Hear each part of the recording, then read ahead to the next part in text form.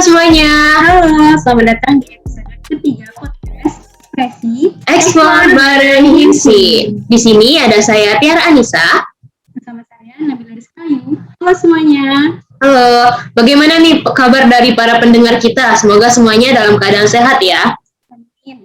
Dan juga jangan lupa untuk selalu menerapkan protokol kesehatan ya, dan stay at home aja. Nah, pada kesempatan kali ini kita bakal ngobrolin hal-hal seputar LinkedIn nih, Kit. Wah, kayaknya menarik banget tuh. Ngomong-ngomong, kamu sendiri tahu nggak sih LinkedIn itu apa? Kalau setahu aku nih ya, LinkedIn itu platform yang digunakan untuk mencari pekerjaan dan memperluas network ke seluruh dunia. Singkatnya sih gitu ya yang aku tahu, Kit. Nah, benar banget tuh. Tapi ternyata bukan sebatas itu aja loh, Nat. Ada banyak banget tuh mengenai tentang LinkedIn sendiri. Oleh karena itu, di sini kita bakalan bahas lebih dalam lagi nih tentang LinkedIn bersama narasumber kita pada hari ini. Nah, di sini narasumber kita kedatangan dari Dinas Riset dan Teknologi HIMSI nih. Yang pertama ada Kak Zaki Nugraha. Halo Kak Zaki, apa kabar Kak? Halo Nabila sama Tiara, Alhamdulillah baik. Alhamdulillah. Oke, selanjutnya narasumber kita yang kedua ada Anggun Kurniawan. Halo Anggun, gimana kabarnya? Halo Nabila, halo Tiara, Alhamdulillah aku juga baik. Alhamdulillah nih kalau gitu. Nah, tadi kan kamu ada bahas sedikit nih Kak tentang LinkedIn dari yang dibilangin Nabila. Kira-kira itu benar nggak sih Kak? Atau ada penjelasan yang lebih rinci gitu tentang LinkedIn ini sendiri? Oke, bener banget yang dijelasin tadi mengenai LinkedIn secara singkat. Jadi memang LinkedIn itu memang biasa digunakan oleh para pencari pekerjaan atau job seeker gitu. Nah, untuk definisinya sendiri itu sebenarnya LinkedIn ini merupakan media sosial yang biasanya dipakai oleh profesional kayak investor, C-level seperti CEO, CFO, CMO, manager, supervisor, dan profesional lainnya, dan juga digunakan oleh orang-orang yang baru pertama kali masuk ke dunia kerja. Itu contohnya seperti fresh graduate atau orang-orang yang baru lulus kuliah seperti itu. Nah, selain itu juga di LinkedIn ini banyak juga yang penggunanya ini merupakan undergraduate atau yang kayak masih kuliah. Kenapa mereka menggunakan LinkedIn? Jelas itu karena mereka merasa termotivasi dan memiliki passion untuk berjejaring di dunia profesional itu sendiri. Itu. Berarti ini nih bisa dibilang kayak aplikasi job seeker juga ya Kak. Lantas apa tuh Kak yang membedakan antara LinkedIn ini dengan aplikasi job seeker itu sendiri? Oke, untuk perbedaannya mungkin kalau untuk LinkedIn itu sendiri itu tuh dia lebih berupa media sosial.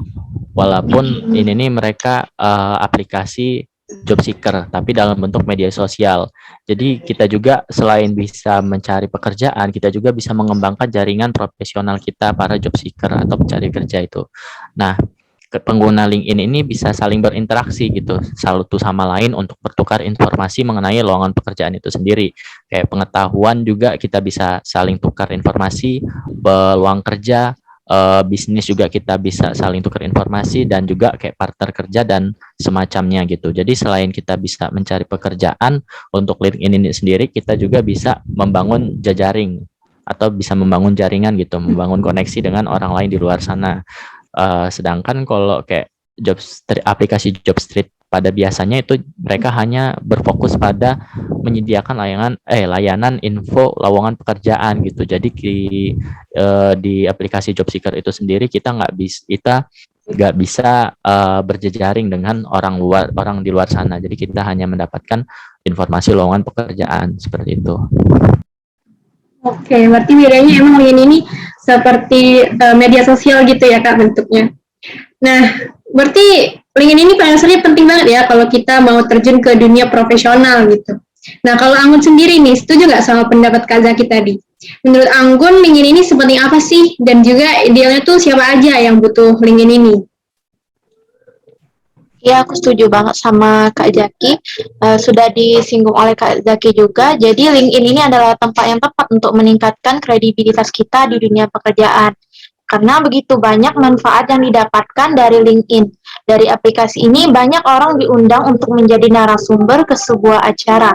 Hal ini karena panitia melihat profil yang ada di LinkedIn. Jadi mereka merasa reliable buat mempercayakan dia buat jadi narasumber. Terus Menariknya, beberapa teman aku pun dapat tawaran kerja dari LinkedIn. Jadi mereka mendapatkan message atau chat dari HR perusahaan lain dan dengan menawarkan pekerjaan dengan gaji yang lebih tinggi, proses yang lebih bagus, dan penawaran yang lebih menarik. Jadi penting banget dengan ini. Selain buat media mencari info lowongan pekerjaan, dengan LinkedIn kita bisa ningkatin personal branding kita. Terus kalau ditanya ideal, siapa aja yang membutuhkan LinkedIn ini, menurut aku semua orang yang ingin mengembangkan kemampuan kerja mereka secara profesional itu butuh banget LinkedIn. Aku pun sebagai mahasiswa juga butuh LinkedIn ini. Kenapa? Aku harus mempersiapkan diri aku untuk di dunia kerja nanti. Aku harus memperluas koneksi, ningkatin personal branding, dan lainnya. Jadi ketika aku sudah lulus kuliah, aku udah siap untuk terjun ke dunia kerja nanti. Oke, berarti siapa aja bisa ya untuk daftar LinkedIn ini. Apalagi kita juga nih mahasiswa ini kan mau terjun ke dunia pekerjaan, jadi penting banget. Nah, terus kalau gitu kapan sih baiknya kita tuh bikin LinkedIn?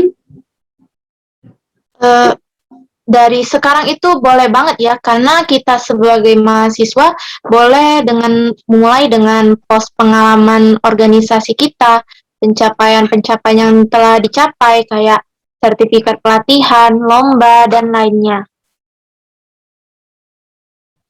Gitu ya, berarti semakin cepat semakin bagus lah ya intinya. Kalau gitu nih, mungkin saja pendengar kita nih, pendengar dari Ekspresi ini belum tahu nih mengenai LinkedIn. Menurut kalian gimana sih cara untuk mulai menggunakan LinkedIn itu? Gitu? Mungkin dari Kak Zaki boleh Kak bantu jawab? Oke, untuk gimana cara memulai menggunakan LinkedIn menjadi pengguna LinkedIn itu sendiri, yang pertama kita harus mendaftar menjadi pengguna, yaitu ya dengan cara membuat akun. Dengan kita menggunakan akun, kalau kita sudah memiliki akun sendiri, kita udah enak dalam mengakses LinkedIn itu. Kita bisa nyari pekerjaan yang bisa, habis itu juga kita bisa melamar pekerjaan di LinkedIn itu sendiri. Nah, setelah membuat akun, kita juga itu disarankan untuk mengisi profilnya gitu. Jadi kalau udah punya akun, itu profilnya kita isi, kita isi gitu. Profilnya itu yang mana bisa dibilang sebagai CV kita di aplikasi LinkedIn itu dalam dalam melamar sebuah pekerjaan.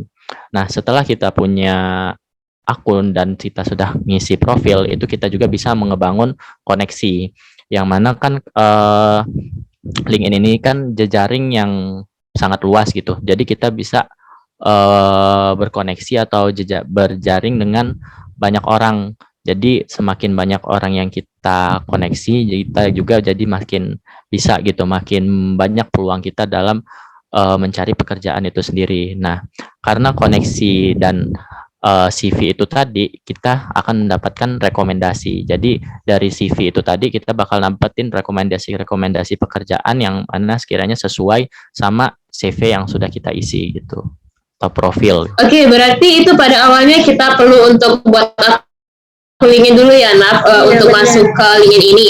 Nah, tadi kan kakak sedikit menyinggung tuh tentang formulir yang kita daftarkan ke LinkedIn. Berarti itu bakalan ada tuh data-data diri kita yang masuk ke akun LinkedIn itu sendiri kan? Menurut kakak, data-data kita terjamin nggak sih, Kak? Untuk terjamin ini maksudnya aman ya? Nah, ya Kak, benar banget, aman. Aman atau tidak data ini juga memang harus kita perhatikan. Jadi kan sebenarnya data yang ditampilkan di LinkedIn ini juga bukan data-data yang sangat pribadi gitu. Jadi data-data yang memang hanya ada di dalam CV pada umumnya gitu. Jadi kayak data yang insya Allah itu nggak bisa disalahgunakan. Tapi dengan catatan kita juga memang harus berhati-hati gitu. Jadi agar terhindar dari kesalahan data itu tadi, kita juga harus kenalin koneksi kita, karena ini sangat luas. Jadi kita tuh koneksinya itu juga kita harus berhati-hati gitu. Kita juga harus menjamin apakah orang yang kita koneksikan ini memang mereka ini memang orang yang memang sangat berpengaruh di LinkedIn, atau mungkin orang yang aman lah, bisa dibilang seperti itu. Jangan kita banyak ngikutin orang, tapi ternyata orang tersebut itu tuh ternyata mereka itu bakal memanfaatkan data itu tadi gitu. Jadi kita juga tetap harus berhati-hati dalam berjejaring di LinkedIn ini. Oke, berarti memang balik lagi ke kitanya juga ya Kak. Iya, bijak-bijak dalam menggunakan platform ini dan juga dalam menginput informasi itu juga mana yang sekiranya penting dalam dunia kerja gitu ya. Oke, ngomong-ngomong masalah aman nih, kalian pernah nggak sih dengar masalah lowongan pekerjaan fiktif? Tentang lowongan pekerjaan fiktif ya? Iya, Kalau nggak salah aku pernah dengar deh tentang lowongan pekerjaan fiktif itu. Kalau nggak salah itu kayak lowongan palsu gitu nggak sih? Itu bahaya banget nggak sih? iya benar, bahaya banget kan. Jadi kita tuh benar-benar harus hati-hati nih dalam share data-data kita ini. Benar. Nah, untuk mencegah itu gimana sih cara kita tahu bahwa itu tuh lowongan pekerjaan aktif gitu? Oke, jadi masih dalam lingkup keamanan. Jadi kalau pekerjaan fiktif itu tuh ada beberapa tipsnya gitu, biar kita tuh bisa tahu apakah lowongan pekerjaan itu tuh fiktif atau tidak gitu. Nah, yang pertama, kalau yang kakak tahu itu kita bisa mulai dari cek alamat email dari pengirim loker. Karena kebanyakan yang coba nipu itu tuh kita dengan nipu kita tuh mereka bakal ngirim email palsu. Jadi email yang palsu itu tuh biasanya dikirim melalui email gratisan kayak Gmail, Yahoo, Ymail, Rocketmail, Hotmail, dan email gratis lainnya. Nah, selain itu juga kita bisa memastikan apakah itu fiktif atau tidak dengan cara melakukan verifikasi langsung. Nah, jadi maksudnya adalah kita bisa dengan menelpon customer service perusahaan yang bakal kita tuju. Gitu. Jadi kayak kita bisa menghubungi secara langsung gitu perusahaan tersebut ke bagian HRD-nya langsung. Nah, selain itu juga kita juga bisa ngecek nih. Kita juga bisa ngecek apakah lowongan pekerjaan itu tuh fiktif atau tidak melalui sebuah website yang mana nama websitenya itu www.voice.net. Nah, jadi dari di halaman website tersebut kita bisa masukin aja alamat domain pengirim lokernya. Jadi dengan itu kita bisa cek apakah apakah loker tersebut tuh asli atau tidak, fiktif atau tidak gitu. Mungkin itu saja sih kalau untuk tipsnya bagaimana kita bisa tahu pekerjaan itu fiktif atau tidak gitu. Oke, berarti emang kita harus telusuri benar ya Kak? Iya benar. Lowongan ini sumbernya dari mana? Benar-benar kita telusuri, benar-benar lowongan ini ada atau enggak gitu. Dan juga itu tadi tips and trick banget ya dari web www.voice.net ya Kak. Oke, jadi catatan nih buat para pendengar kita. Benar banget tuh. Jadi para pendengar ekspresi kali ini boleh tuh dicatat nama webnya, terus tips and trick dari Kak Zaki tadi nih. Oh iya, berarti kan kayak sekarang ini zamannya teknologi ya, zamannya yang serba digital. Berarti penting banget nih untuk membuat link ini sendiri. Soalnya pasti bakal memudahkan kita banget kan? Benar banget, mudah. Nah, kalau kita ngomongin tentang memudahkan nih, aplikasi ini sendiri menurut kakak user friendly nggak sih kak? Mungkin dari segi penampilannya atau gimana gitu? Apakah memudahkan untuk kita yang baru mau terjun ke link ini itu sendiri atau enggak? Oke, untuk user friendly atau tidaknya, jadi kalau untuk link situs LinkedIn ini sendiri, kalau menurut kakak sudah sangat user friendly atau bahasa mudahnya itu mudah digunakan oleh user gitu. Jadi kenapa? Karena memang sebagai menurut kakak waktu pertama kali nyoba yang namanya LinkedIn ini nih memang sangat mudah gitu tuh untuk diakses dan dimengerti fitur-fiturnya. Jadi kayak bisa langsung nyoba-nyoba aja apa aja fitur yang ada di LinkedIn ini. Jadi dan fitur-fitur tersebut memang nggak terlalu rumit dan tidak terlalu kompleks gitu. Jadi memang bisa lebih mudah dimengerti dan tampilannya juga tuh memang mendukung untuk user itu tuh lebih mengerti lagi apa aja sih yang ada di dalam LinkedIn ini sendiri, informasi-informasi apa aja yang ada di dalam LinkedIn itu sendiri. Apalagi juga kan ini memang LinkedIn kan bisa dibilang situs sosial media yang berbasis website yang sudah sangat besar ya, yang penggunanya sudah berbagai dari macam negara, sudah bahkan kalau yang kakak tahu itu udah lebih dari 20 negara yang menggunakan. Jadi memang udah situs yang sangat besar sehingga yang bertanggung jawab dalam menjalankan sistemnya itu tuh sudah pasti merupakan orang-orang yang sangat berprofesional dalam hal seperti mengurus sebuah sistem atau website itu sendiri. Jadi kalau menurut kakak itu sudah sangat user friendly. Oke, tadi kan kakaknya kayaknya agak nyinggung tentang fitur ya, Nap, sama informasi-informasi gitu. Menurut kakak maksudnya bisa dijelasin lebih dalam nggak sih kak, fitur-fitur apa aja tuh yang ada di LinkedIn sendiri? Terus informasi apa aja tuh yang dapat kita input ke dalam fitur-fitur tersebut? Oke, kalau fitur itu sendiri itu sebenarnya ada banyak banget ya kalau fitur. Kakak juga nggak bisa nyebutin satu persatu untuk fitur itu sendiri, mungkin bakal nyebutin beberapa aja. Jadi yang pertama kayak aplikasi kayak sosial media biasanya LinkedIn ini sendiri itu bisa berbagi postingan gitu. Jadi kita juga bisa sebagai pengguna bisa ngebuat posting atau memposting berupa tulisan, gambar atau bahkan video. Dan juga kita bisa ngeposting sebuah artikel yang mana nanti itu dalam bentuk sebuah link. Nah, selain berbagi postingan, kita juga bisa terhubung dengan beberapa jaringan atau bahasa mudahnya itu kayak kita bisa saling mengikuti satu sama lain gitu, satu sama lain dengan pengguna lain. Jadi kayak kita bisa saling mengikuti.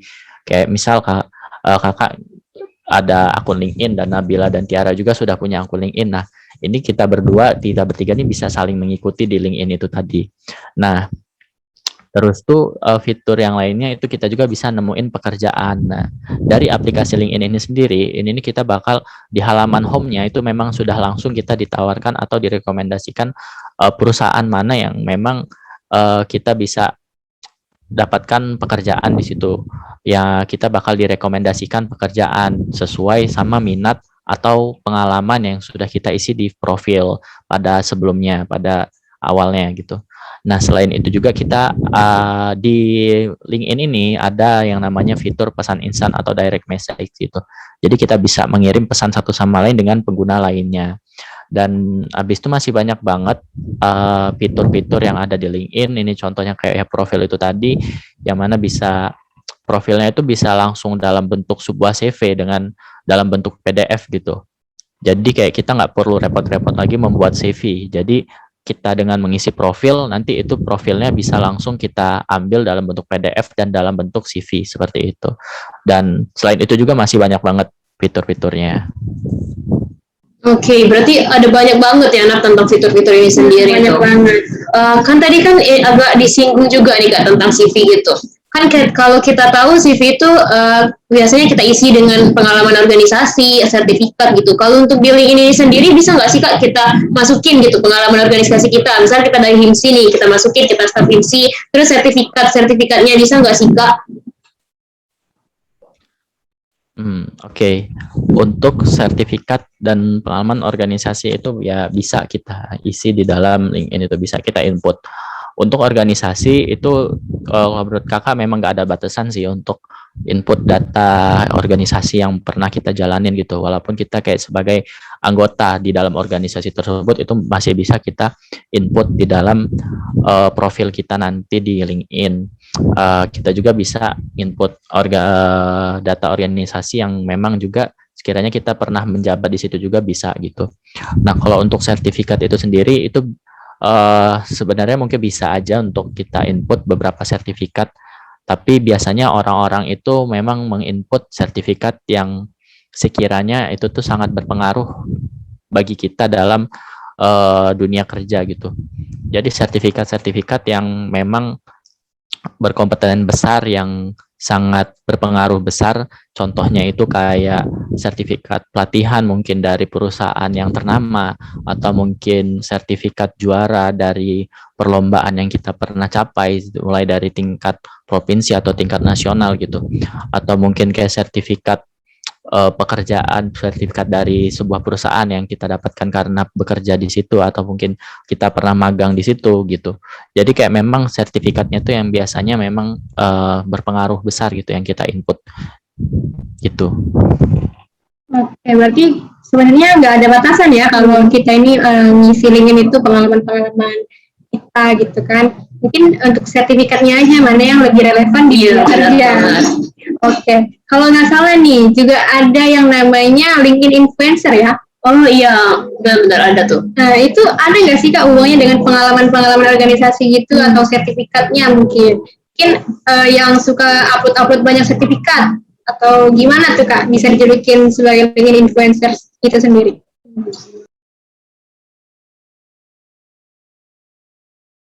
Mungkin dari Anggun bisa nih.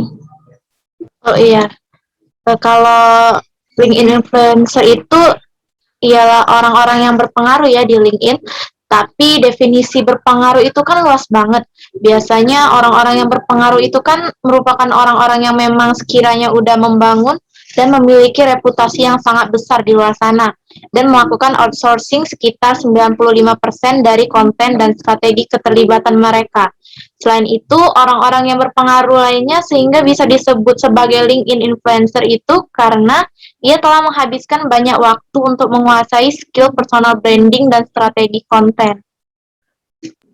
Gitu, berarti LinkedIn influencer ini seperti orang-orang yang udah berpengalaman banget gitu ya dalam dunia per LinkedIn-an.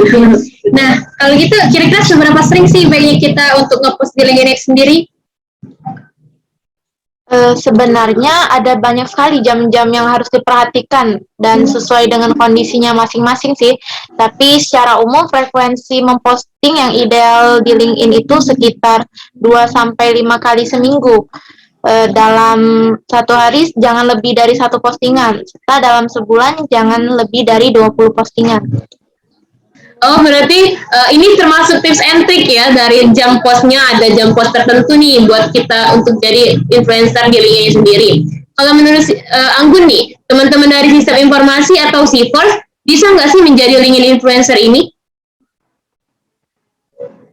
Tentu saja bisa sih, karena kalau kita berusaha dan kita juga menjadi seseorang yang sekiranya memiliki reputasi yang besar dengan pencapaian-pencapaian yang luar biasa, sehingga kita bisa disebut LinkedIn influencer.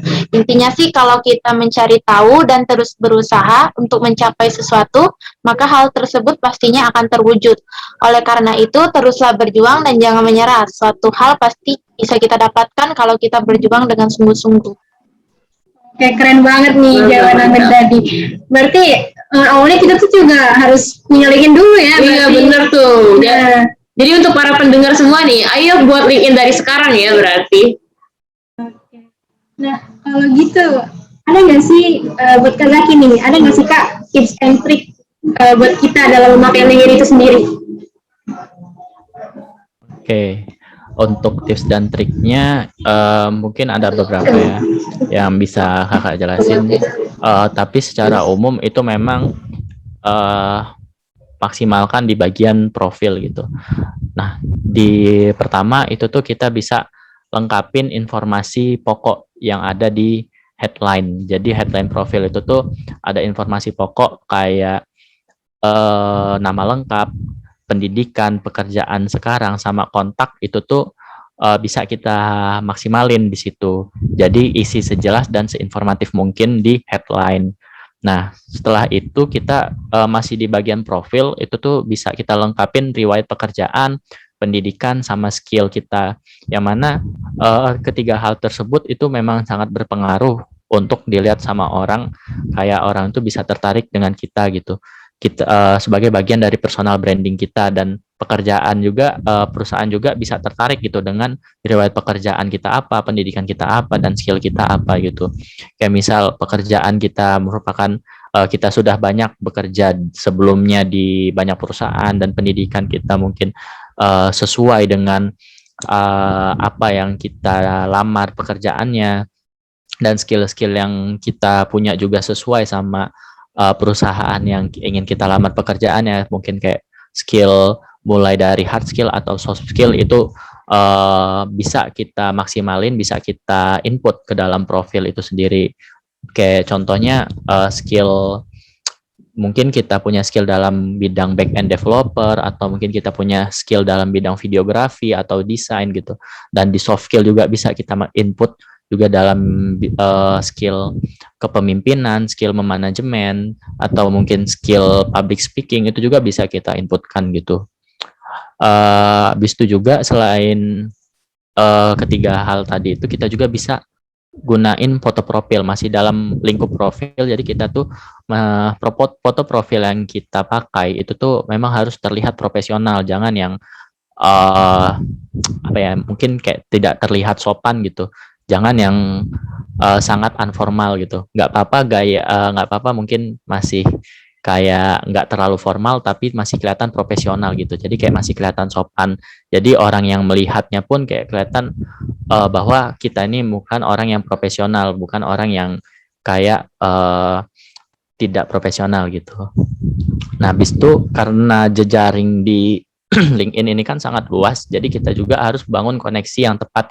Jangan sampai kita membangun koneksinya itu dengan orang-orang yang mungkin cuman iseng di LinkedIn, atau mungkin memang orang-orang tersebut memang dia bertujuan untuk menghancurkan gitu, menghancurkan beberapa orang yang sekiranya orang tersebut itu dia pengen dilihat jelekan gitu. Jadi kita harus bangun koneksi sama orang-orang yang tepat. Jangan sampai kita membangun koneksi dengan orang-orang yang salah.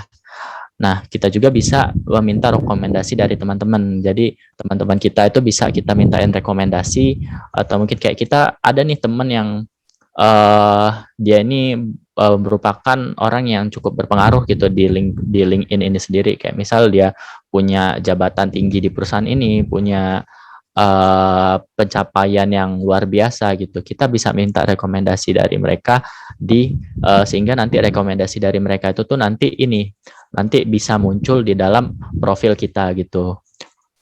Nah, habis itu juga tips lainnya itu kita bisa bergabung dalam grup. Jadi kayak sosial media lainnya itu juga ada yang bergabung dengan grup. Nah, link ini juga bisa bergabung dengan grup. Nah, kenapa bergabung grup ini penting? Karena dengan bergabung di grup, kamu tuh bisa jadi dikenal oleh orang-orang yang terlibat di dalamnya. Jadi kita juga itu bisa memperluas wawasan dengan bahasan yang ada di dalam grup itu tadi.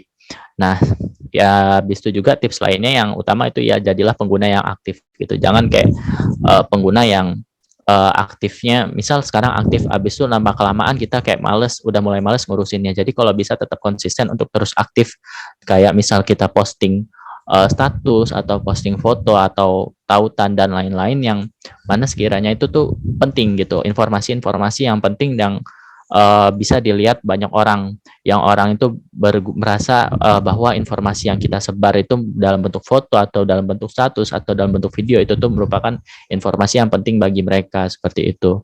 Nah, mungkin itu aja sih kalau tips dan trik bagaimana kita bisa memaksimalkan akun LinkedIn kita dalam menggunakan LinkedIn gitu.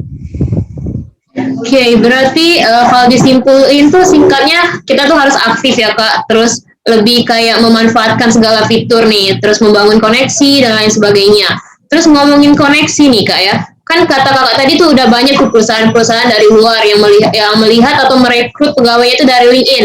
Nah, menurut Kakak nih, bahasa juga merupakan tips and trick nggak sih Kak? Perlu nggak kita pakai bahasa? Mungkin bahasa Inggris tuh yang mungkin bakalan dilirik oleh banyak orang. Ya, benar.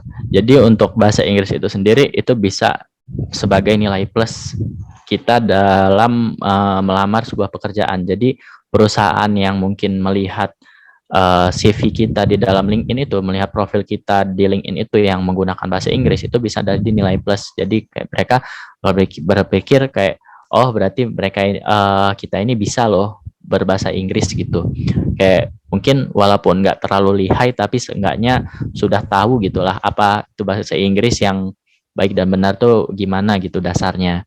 Nah, apalagi juga kan LinkedIn ini merupakan jejaring yang sangat luas, yang mana penggunanya juga itu bukan cuma dari Indonesia. Jadi kita juga bisa bangun koneksi sama orang luar kalau profil kita tuh ya kita bangun pakai bahasa Inggris gitu. Berarti bahasa Inggris juga termasuk penting ya biar kita bisa dilirik oleh perusahaan-perusahaan luar nih.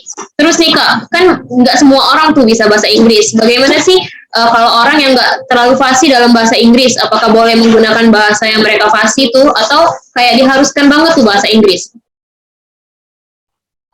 Kalau dibilang harus sih enggak, jadi kayak enggak apa-apa sebenarnya kalau memang mau masih menggunakan bahasa Indonesia gitu tadi. Karena memang enggak diwajibin, tapi ya catatannya itu adalah nilai plus. nilai plus bagi kita dalam melamar pekerjaan. Karena apalagi kan perusahaan-perusahaan sekarang ini ada loh yang memang mereka mewajibkan bahwa pegawainya ini nih harus bisa berbahasa Inggris gitu, atau kayak ada juga kan yang bahkan menggunakan kayak nilai TOEFL dan sebagainya gitu.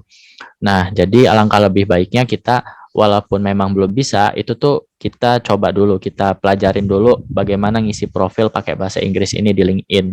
Jadi kayak bisa kita pelajari ya, mungkin nggak lama sih, paling ya kalau kita coba insya Allah ya bisa secepatnya kita pelajarin. Karena kan untuk ngisi profil juga itu tuh bahasa Inggrisnya tidak terlalu berat kayak buat cerpen atau buat esai atau buat teks-teks yang sangat-sangat panjang, itu kan memang mungkin cukup rumit untuk berbahasa Inggris. Tapi kalau untuk profil itu sendiri kan bahasa Inggrisnya sekiranya bayangannya mungkin tidak terlalu berat gitu untuk mengisi profil menggunakan bahasa Inggris. Jadi masih bisalah diusahakan, walaupun memang belum bisa, kita coba dulu aja.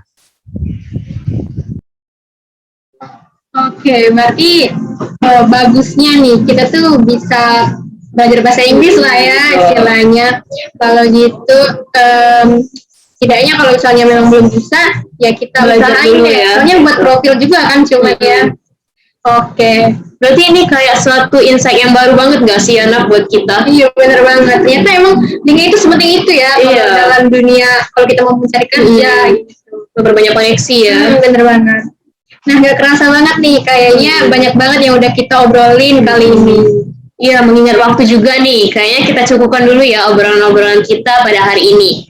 Buat narasumber kita nih, mungkin ada yang ingin disampaikan untuk para pendengar ekspresi kita nih. Mungkin boleh nih dari Anggun dulu. Kalau dari aku terus melakukan yang terbaik ya buat masa depan kita. Jangan sampai kita ketinggalan teknologi dan informasi. Oke, keren banget. Terima kasih buat Anggun atas waktunya udah sharing-sharing sama kita di episode ketiga ekspresi hari ini. Makasih ya Anggun. Oke, selanjutnya mungkin dari Kak Zaki, boleh Kak kalau ada yang mau disampaikan buat pendengar kita.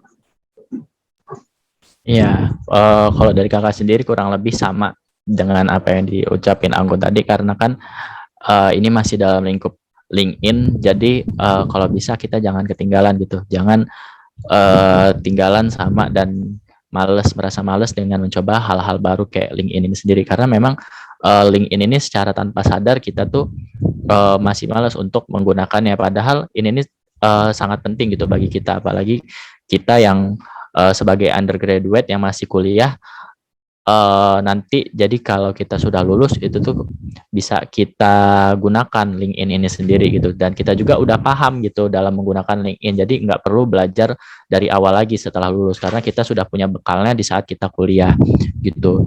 Jadi mungkin informasi-informasi itu tadi yang kakak jelasin sama Anggun itu semoga dapat berguna bagi para pendengar podcast ini, podcast ekspresi. Dan mungkin kakak juga mewakili Kak Anggun mengucapkan mohon maaf kalau memang informasinya masih terdapat beberapa yang kurang atau mungkin masih ada kesalahan gitu. Pokoknya terima kasih buat HIMSI podcast ekspresi. Jadi terima kasih banyak udah undang kami berdua. Semangat buat kita semua. Oke, keren banget nih dari Kak Zaki tadi. Makasih banget buat Kak Zaki atas sharing-sharingnya hari ini, udah menyempatkan waktu di podcast ekspresi kita hari ini. Oke, kalau gitu kita tutup aja ya obrolan santai kita hari ini. Saya Nabila Rizkayu Dan saya Tiara Anissa, kami pamit undur diri. Kami ucapkan terima kasih lagi buat Kak Zaki dan Anggun sebagai narasumber di episode ketiga ekspresi. Dan makasih juga nih buat para pendengar kita, para pendengar podcast ekspresi yang udah stay nih bareng kita sampai episode kali ini. Oke, sampai jumpa lagi di episode ekspresi Explore bareng HIMSI. selanjutnya. Sampai jumpa lagi. Bye-bye, makasih Kak, makasih semuanya. Semuanya.